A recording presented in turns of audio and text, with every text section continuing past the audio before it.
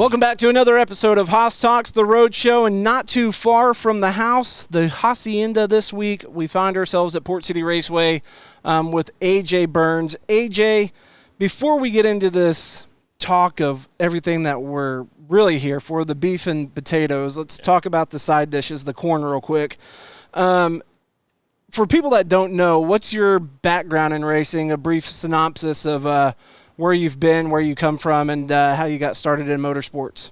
I grew up racing motorcycles. I started when I was 7 years old and did that until I was 17. I traveled all around the country, and I got to the point where I was, basically last step before going and racing Supercross and pro stuff, and started having some issues with my hands, and it made it so I couldn't hold on the bars, and it ended up getting diagnosed with early onset arthritis in both hands, and it was a career ender for me. So it was in motorcycles we have an adage, with age comes cage, and so I was already planning to come out to go to school at OU, and so I maintained that plan, and just instead of trying to go to college and race motocross, I decided to go to college and start racing race cars. And so my father had raced sprint cars in the 90s, and so I came out here to Oklahoma, and me and Brandon Boggs, we started and Courtney and Trey and Lane and all them, we started that OU midget program, and I had raced a midget a couple times in California, but that was my first foray into really diving in the midgets, and we did that for about a year and a half, and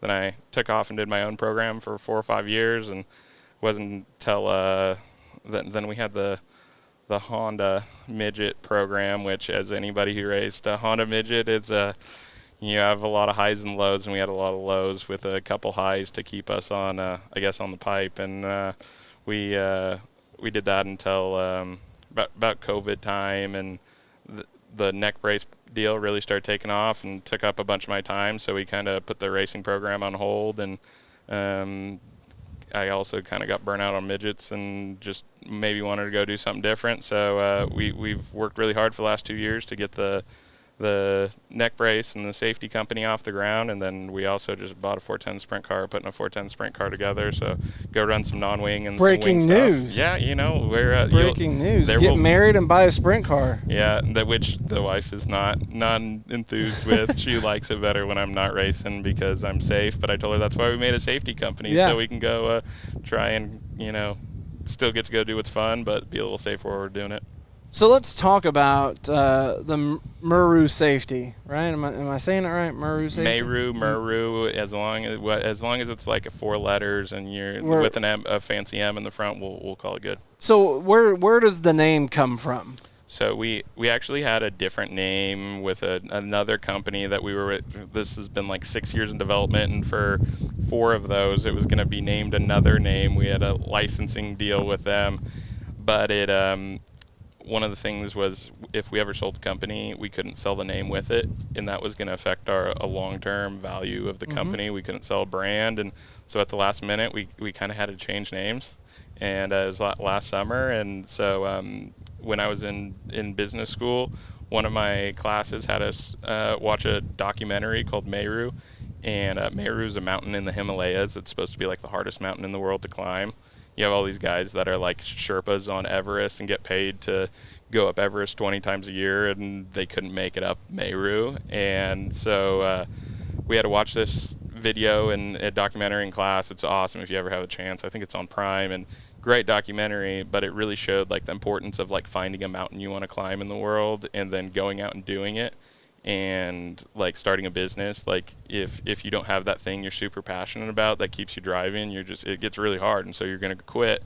So it was a great video to watch for class. And so when I was trying to come up with a name, we wanted it short, sweet, something you can make a cool logo with, something to be easy to remember, something that could kind of be that like symbol type name.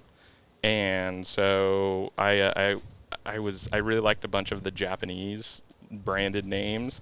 So I had a Japanese to English dictionary, and I was like looking through it one day, and for whatever reason, it wasn't even a word on the page, but I was looking at the dictionary, and then I thought of Meru, that documentary I'd watched. And it's not Japanese, it's actually the ancient Himalayan language of Sanskrit. And so then I looked up what does Meru mean, and it means peak. And so I was like, we're looking to be the peak of performance. Yeah. It's this like unclimbable mountain that we're trying to climb, trying to make racing safer. It's always going to be dangerous, but so how do you make it safer? And so it all just kind of tied together nice. And then we started playing with logos, and my partners and our advisors they have a lot of experience and they're really critical. So I spent like a solid week just every different way you could do Meru, some kind of M logo, stuff like that. I was making like sheets with 30 different logos on them with like slight adjustments and stuff like that, and sending them to them every day. When we finally ended up with this one, and so the name and the logo kind of has a long story outside of motorsports, but ultimately it seems pretty fitting, especially since we were trying to figure out, once we figured out the name of the company, what are we going to name the brace? And it was our first foray, and so our first ascent up the mountain, and so that's why it's called the ascent. It's our first climb. So Meru overall is going to be more than just a neck brace. Is it something that you're going to look to expand into other safety products, or? Yeah, that was when we were trying to do our fundraising to actually get this business up off the ground. Originally, we were just really focusing on the brace, and we were having a really hard time raising money. And because, investors didn't necessarily, one brace doesn't necessarily do it for them, a product doesn't necessarily do it for them, but when you can move to try and create a brand, that was when we started getting some real traction investor-wise. And so we're definitely looking at a couple different options for maybe a couple different versions of the brace to fit all the different types of racers. And then also looking at basically any of the hard points that touch your body, your helmet, your brace, your seats, stuff like that. Where can we incorporate this same thought process of suspension? Not just foams, not just gels, but truly working towards suspension and energy absorption. So yes, there's more products in the line. We're hoping to debut a couple more of them, this December, hopefully for PRI. I'm always the one who thinks things are going to happen quicker than they do because I just want it to. Right. But there's so many different pieces, and right now I've had to become getting this off the ground, had to become a jack of all trades, everything from like sourcing and setting up manufacturing to designing boxes, and there's so many little components to the actual brace itself, from including the brace and the packaging and the carrying case. We have like 14 different vendors, and there's like 126 individual components. Wow. And so to make the whole thing come together is really, really difficult. And I've had to learn a ton, but luckily we have some great advisors around us, and they've made it so now that we've done this once, the next generation of products and as we expand should be a little easier because it's not our first rodeo anymore. Yeah, the thought process of it all kind of remains the same, and the overall goal remains the same. You made an interesting comment there about different products that you or different varieties of racing. It's not just dirt track. It's not just your port cities and your I-44s and your sprint cars and everything else. There's a whole wide world of motorsports out there that you're really kind of recognizing in the overall process of this all, from asphalt to side-by-sides and everything else. What has that been like as far as trying to develop a product that meets everybody's requirements? And is it just one particular neck brace, or is there key components that maybe make it meet, our standards in dirt track racing versus F1? So we have tried to make it as best as we can as a one size, not one size fits all, but one brace fits all for all the different types of series. Right now, we really need to work on getting some youth sizing, but for the most part, I was talking to Santino Ferrucci, and I was like, hey, you can wear this in your midget, and you can wear it in the Indy car, and I've seen you drive a midget, so you definitely need it in a midget. It's one of these deals where you should be able to wear it in a bunch of different types of cars. It's our first generation of brace. We only had it on so many people before we were able to launch it. So we're getting fitted in all kinds of different cars now and seeing, okay, maybe next generation you tweak this. But overall, we have guys right now in sprint cars, midgets, side-by-sides, pro light trucks, a couple guys in the Ultra 4 series. We had one at the San Felipe, 250 about a month ago. And then we also have several IndyCar guys that have them, and have been fitted in their cars, want to run them, but we're waiting on FIA clearance. So, overall, the reception's been really, really positive, but there's a lot of series that I haven't necessarily have familiar with, been passionate about. I love sprint cars and midgets. I love IndyCar.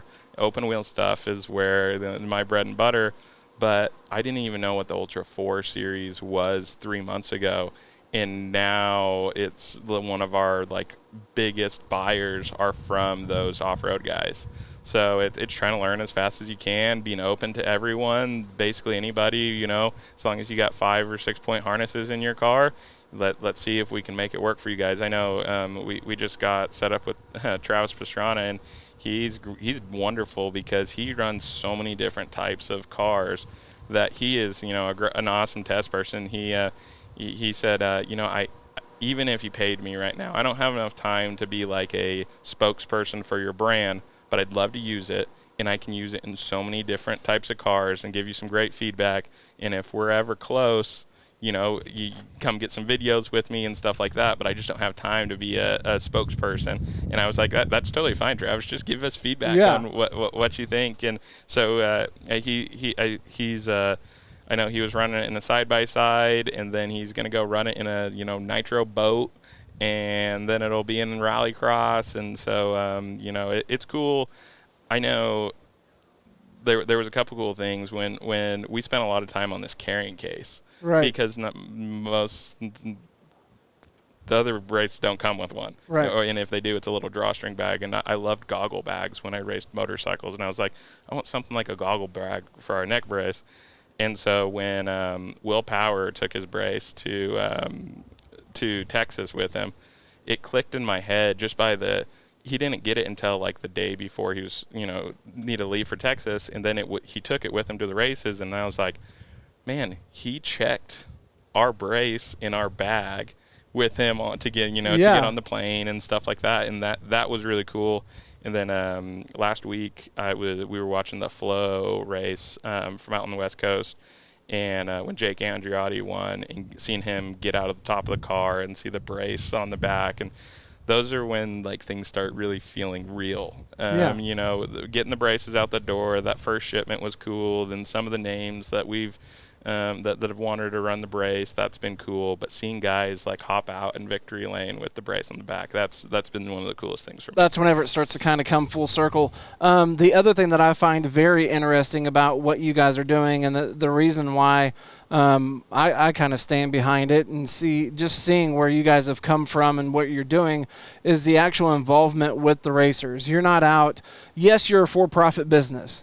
Yes, you are here to make money and pay bills at the end of the day, but you have also given back to racers. You donated a brace to a cause for myself. You give racers discounts. You want to work with racers to help make them safer and spread the word of your brand. Tell me a little bit about the programs that you guys have going on and how you guys work with racers to try and make this an affordable race for everyone. We have a pretty expansive driver support program, basically as much as we can without our dealers being, too unhappy with us. And, I was a racer. When I was racing, we didn't have a whole ton of money. And so I survived racing a lot off of sponsorships and deals and discounts. So we have a driver support program on our website. It's a quick form you fill out, and we try and give as many people as possible at least some form of discount. We set up with a firm to do financing on our website, and most people probably don't understand, but it's the difference between a 3% or under processing fee or a 10% processing fee for you to use a firm. So it's quite a bit of money, especially on a $1,250 brace that we give up to take the firm option. But there was very few times when I was racing that I could have made the swing and been able to purchase this brace outright. So it was important for me to figure out, how do we get people deals? How do we make it easier to get into the brace? And ultimately, the NASCAR guys, the IndyCar guys, stuff like that seems great and all, but that's less than 1% of auto racing. And that's not where that pays our bills and keeps our lights on. So the big deal is getting in as many of our grassroots racers as possible. That's where I've spent most of my time racing, is grassroots. And so, I know we're planning on, basically throughout this whole summer, we're going to be at a lot of local dirt tracks and road courses and off-road races. And I know we just made the difficult decision to skip out on the Indy 500 this year because they can't use our brace yet. And so that's not where it makes sense to be. And so we'll be at sprint car and midget races and stuff like that instead of going to Indy, which is, it's hard because you want to be on that premier level. But right now, this is where we're best used, is grassroots. Absolutely. So you say that you're going to be all over the place come this summer. How can people find where you're going to be, and how can people find your products so that they can either, like you said, you want to get out here to where people can actually physically see, feel, touch the products that you have to offer. Sure, the website, and you have some remarkable marketing as far as your video and stuff like that goes along, but actually being able to physically see this and see the way it works really makes it, no pun intended, hit home. Like, it really explains it, and you're able to physically see it and touch it with your own hands. So how can people kind of catch up with you this summer? Yeah, when we went to PRI, we hadn't got our SFI certification yet, and so we were supposed to, and we had a couple delays, and so we were really nervous debuting at PRI without the certification. And then we got there, and as soon as people could hold it, see it, they immediately understood it, could finish our sentences, and so that really drove home to us how important that physical aspect of being there was. I just got married a couple weeks ago and just got back from my honeymoon Sunday, so this week was a little bit of hectic trying to figure out, and I definitely decided that we wanted to come here. We're working on an actual more official schedule of where we're going to be over the next couple months on the weekends.